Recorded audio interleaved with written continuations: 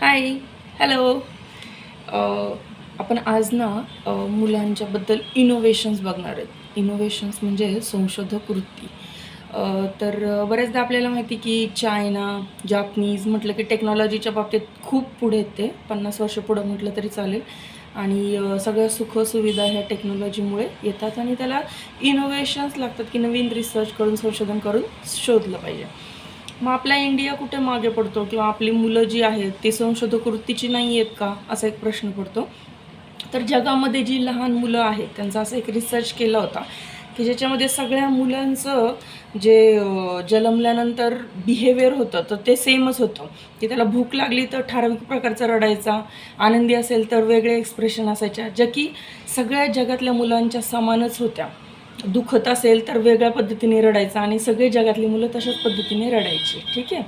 म्हणजेच काय की देवाने सगळ्यांना समान बुद्धी दिलेली आहे. सगळ्यांच्यात इनोव्हेशन्स टाकलेलेच आहेत.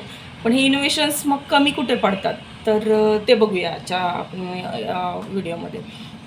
तर इनोव्हेशन्स लहान मुलं जी असतात ते बऱ्याचदा त्यांना खूप असं सूचना केल्या जातात की अरे हे नको करू, ते नको करू, पाणी नको सांडू, पाणी नको उडू, सोप्या नको उड्या मारू, हे चालू नको करू, हे फाडू नको, हे तोडू नको, नको नको नको, ह्या खूप साऱ्या सूचना त्यांना दिल्या जातात. आणि म्हणजे माझंच उदाहरण सांगते. माझा मुलगा जो आहे तो झोका खूप वेगवेगळ्या पद्धतीने खेळतो. एक 10 ते 11 प्रकारे वेगवेगळ्या प्रकारे झोका खेळतो. तर सर्वसामान्य मुलं एकाच पद्धतीने ते झोका खेळतात. मग हे वेगवेगळ्या पद्धतीने जे खेळणं आहे ते लहानपणापासूनच प्रत्येक मुलामध्ये इन्क्लूड असतं. पण आपण बऱ्याचदा त्याला निगेटिव्ह सूचना देऊन अरे स्लायडिंग खेळताना तो डोकं खाली नको करू, पडेल, लागेल तुला. म्हणजे ही एक वेगळी पद्धत झाली की सांगण्याची, ओरडण्याची. असा झोका खेळायचा नाही, अशी स्लायडिंग खेळायची नाही, डोकं खाली करायचं नाही. तर यामुळे काय होतं की त्या मुलांमध्ये खूप साऱ्या वेगवेगळ्या पद्धतीने करण्याचे गुण असतात किंवा आयडियाज असतात. पण त्या आयडिया काय करतो आपण, मारून टाकतो. त्या आयडियांना वाव देत नाही, स्कोप देत नाही. आणि त्याच्यामुळं काय होतं की ती मुलं जी आहेत तर ती खूप प्रत्येक वेळेस काही नवीन करायचं असेल तर ते आधी आईबाबांकडे बघतात की हे मला रागवणार तर नाहीत ना, हे व्हायला तर जाणार नाही ना, मला हे करायचं आहे पण मी करू नाही शकत आहे का, कारण आईबाबा खूप रागवणार आहेत त्यांना. जर अशा पद्धतीने आपण मुलांना हे केलं तर त्या मुलांमध्ये नक्कीच काय होणार आहे, एक न्यूनगंड येणार आहे. आणि जे जे नवीन करतायत, नाही नाही नाही हे असं नाही करायचं, हे असंच करायचं आहे, फक्त एकाच पद्धतीने खेळायचं आहे झोका, एकाच पद्धतीने स्लायडिंग खेळायचं. त्याच्यामुळे आपले इनोव्हेशन जे आहेत तर ते लिटरली आपण लहान मुलांचे काय करतो, मारून टाकतो. आणि त्याच्यामुळं ज्या काही इनोव्हेटिव्ह आयडियाज आहेत ज्या की लहानपणापासूनच मुलांमध्ये असतात तर त्या तिथंच कमी होऊन जातात. ते वेगवेगळ्या पद्धतीने विचार करायचं कमी होतात, कारण त्यांना माहिती की ह्याच्यामुळे मला ओरडा बसणार आहे. सो आपण मुलं ज्यावेळेस वेगवेगळ्या पद्धतीने काही गोष्टी करत असतील तर त्यांना स्कोप द्यावा, वाव द्यावा. एखादी गोष्ट खूप डेंजर असेल तर ते त्यांना समजून सांगा, तू जर असं केलं तर तुला हे लागू शकतं.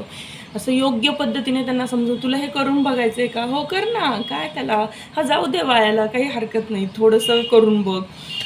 म्हणजे अशा पद्धतीने जर त्यांच्याशी डायलॉग केले तर त्यांना नक्कीच कॉन्फिडन्स येईल की माझे आई बाबा मला सपोर्ट करतात. माझंच एक उदाहरण सांगते. माझ्या मुलाने कलर आणले होते मी ॲक्रेलिक, आणि ते सगळे ब्लॅक कलर घेतले आणि बकेटमध्ये फुल मिक्स करून दिलं आणि त्याच्याशी तो खेळत बसलेला. जेव्हा मी आले आणि बघितलं की सगळा कलर वायाला गेला आहे, एवढा महागडा कलर आणलेला वगैरे असा, आणि वायाला गेला आहे तो. म्हणून मग मी काय केलं की त्याला रागवलं, ओरडलं. पण ज्यावेळेस मी काही वर्कशॉप केल्यानंतर मला ही गोष्ट समजली आणि त्याला मी विचारलं, का तू असं केलं? तर तो म्हणला, आई मला ना बकेटमध्ये ब्लॅक होल करायचं होतं आणि मी ते ब्लॅक होल स्वतः बनवलं आणि बघत होतो मज्जा त्यातली, कसं जातं आहे त्याच्या आत वस्तू, त्या छोटी फुलं ते टाकत होता त्याच्यामध्ये. आणि नंतर मग मला खूप वाईट वाटलं की आपण उगाचच याला रागवलं, किती चांगली कल्पना होती, याच्या डोक्यात विचार किती वेगळे येत होते. म्हणजे अशा खूप साऱ्या गोष्टी असतात.